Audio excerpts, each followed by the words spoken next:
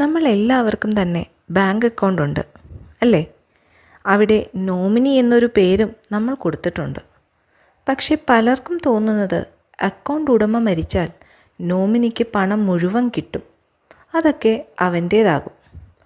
പക്ഷെ സത്യം അങ്ങനെയല്ല. നോമിനി എന്നത് വെറും താൽക്കാലികമായി പണം കൈപ്പറ്റുന്ന ആളാണ്. ബാങ്ക് സൗകര്യാർത്ഥം പണം നോമിനിക്ക് കൊടുക്കും. പക്ഷേ ആ നോമിനി ആ പണത്തിൻ്റെ ഒരു കാവൽക്കാരൻ മാത്രമാണ്.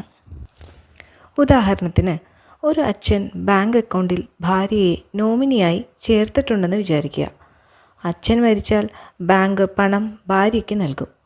പക്ഷേ ആ പണം മക്കൾക്കും കൂടി അവകാശമുള്ളതാണ്.